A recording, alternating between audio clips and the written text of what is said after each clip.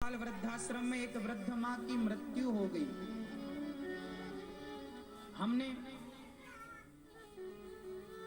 उस माँ के बेटे को सूचना दिलवाई, तो बेटे से जब बेटे से बात की गई कि बेटा आपकी माँ भगवान के घर चली गई हैं, आओ अब अंतिम दर्शन कर लो और अपने हाथ से माँ का अंतिम संस्कार कर लो। तो बेटे ने जानते हो क्या कहा? बेटे ने कहा, महाराज जी हमें समय नहीं है, आप ही कर देना सब। बेटे, माँ मर गई, मरी माँ पड़ी है, बेटे को कहा जा रहा है आकर माँ को देख लो, कंधा देने आ जाओ। नहीं, हमें समय नहीं। आप लोगों ने समाज में ये दर्द देखा होगा कि बेटा बहू जब अपनी माँ को, सासू माँ को घर से निकाल देते हैं। आप तो बस इतनी जानते हैं कि निकाल दिया, निकालने के बाद क्या क्या होता है उन माँओं के साथ, कितना कष्ट उन्हें उठाना पड़ता है।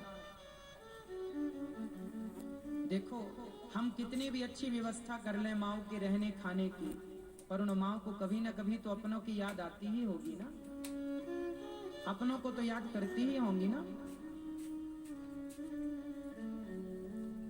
इसलिए उन माँओं को ना प्यार की जरूरत होती है, प्यार की। इसलिए दास अनिरुद्ध उन माँओं से भरपूर प्यार करता है, और वो माँ इस दास को अपना पुत्र मानकर वो प्यार करती है। प्यार देने से ना आप प्यारे हो जाते हैं, सबके प्यारे और दुलारे हो जाते हैं। इसलिए प्यार करना सीखिए, प्रेम करना सीखिए। अरे भगवान से ना कर पाओ प्रेम तो मत करो, उससे तो प्रेम कर लो जिसने तुम्हें जन्म दिया है। उस माँ से कर लो प्रेम, सेवा कर लो उस माँ की। युग आते हैं, युग जाते हैं, माँ की गाथा दोहराते हैं। सरल बहुत है कहना सुनना, माँ का बनना बहुत कठिन है। बहुत सरल है कहना सुनना सब चीजें, पर माँ बनना बड़ा कठिन है। इसलिए याद करो अपनी माँ को, और याद किया करो इस माँ को कि तेरी उंगली पकड़ के चला। अब वो दिन भूल गए। द्रौपदी एक माँ है, करुणामयी है, इसलिए उन्होंने कहा अश्वत्थामा को छोड़ दो। दया धर्म का मूल है, पाप मूल अभिमान। तुलसी दया न छोड़िए, जब तक घट में प्राण। द्रौपदी माँ के अंदर करुणा है, दया है, इसलिए इसे छोड़ दिया जाए, ऐसा कहा। द्रौपदी के कहने से अश्वत्थामा के सिर की मणि निकाल कर नगर से धक्के मार कर निकाल दिया गया। भगवान जाने लगे, अब आज्ञा दो। अश्वत्थामा ने उत्तरा के गर्भ को नष्ट करने के लिए ब्रह्मास्त्र चलाया। उत्तरा शरण में आई, पाहि पाहि महायोगिन, देव देव जगतपते, नान्यं त्वद्भयं पश्ये, यत्र मृत्युः परस्परम्। हे प्रभु, अभी मेरे पुत्र ने जन्म नहीं लिया कि अश्वत्थामा ने ब्रह्मास्त्र चला दिया, इसे आप बचाओ। उत्तरा शरण में आई और भगवान ने उत्तरा के गर्भ की रक्षा की। सबके रक्षक भगवान हैं, आज नहीं कल शरण में उन्हीं की जाना है। इसलिए किसी से कुछ ना कहा करो, जो कहना है प्रभु से कहा करो।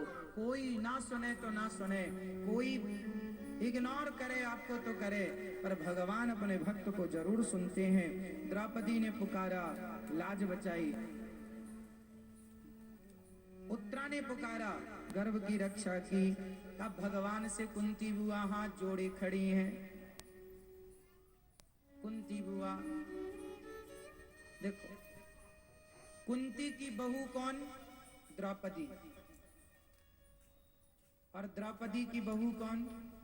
उत्तरा। तीनों की रक्षा भगवान ने की है। कुंती मां पर भी आया संकट, भगवान ने टाला। लाक्षागृह से बचाया भगवान ने पांडवों को।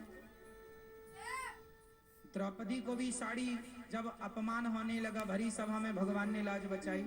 और उत्तरा की भी लाज बच्चे को बचाकर भगवान ने बचाई।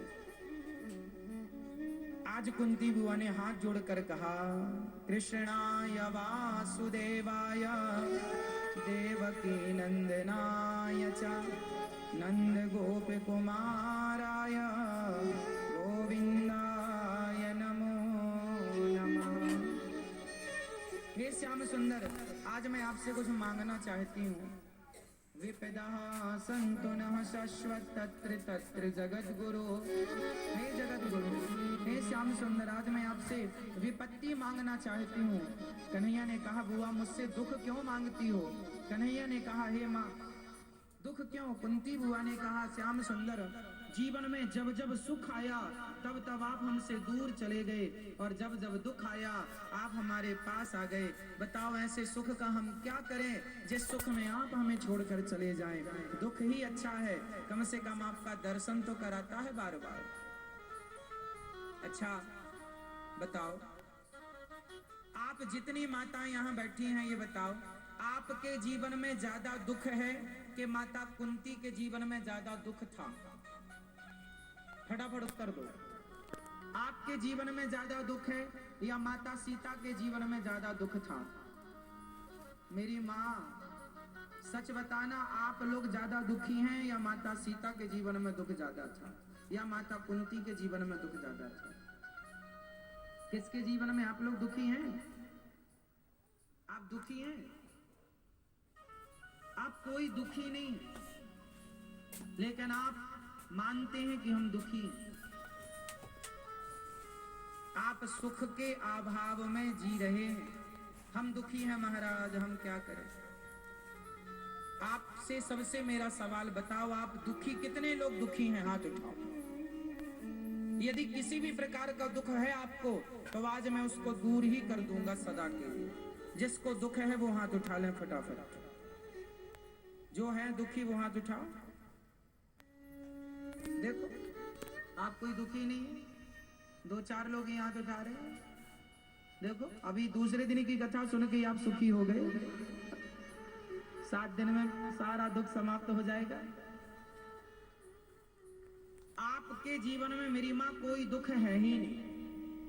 आपका दुख जब मैं सुनने बैठता हूँ ना, तो आपका दुख ये होता, महाराज हमारी बहू सुनती नहीं है। क्यों माँ, बहरी है क्या? नहीं बहरी नहीं है, सुनती नहीं है, ये दुख है। महाराज हमारा बेटा सुनता नहीं है, ये कोई दुख है? महाराज ये बताओ हमारा घर कब बनेगा? हमारा घर काम कैसे चलेगा? काम अच्छा नहीं चल रहा है, सब बंद पड़ा है काम। यही दुख, आप इन्हीं दुखों का गाना गाते हैं। महाराज जी हमारे कमर में बड़ा दर्द है, बड़ा दर्द, शरीर बड़ा परेशान करता है, बहुत कष्ट। बेटा नहीं सुनता, बहू नहीं सुनती, शरीर में दर्द है और काम ठीक नहीं चल रहा। 4 बातें होती हैं आप लोगों के जीवन में। क्यों जी, सही है? 5वीं भी किसी की हो सकती है कि महाराज हमारी पत्नी का या हमारे पति का पड़ोसन के साथ चक्कर है। ये समस्या भी किसी की हो सकती है, 5वीं से गिन लेते हैं। ऐसा भी तो होता है। इंदौर में ऐसा होता है कि नहीं?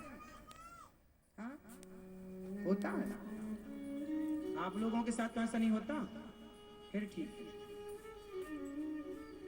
पर वो स्त्री बड़ी परेशान होती है जिसके पति का दूसरे के साथ चक्कर चलता है। उस पत्नी का तो जीवन बेचारी का बिगड़ ही गया।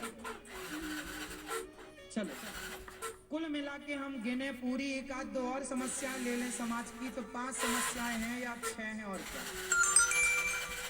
इन्हीं में सब कुछ आ गया। क्यों मेरी मां? तो आपकी समस्याएं बेटा नहीं सुनता महाराज, बहू नहीं सुनती, काम धाम नहीं चलता, शरीर में दर्द है।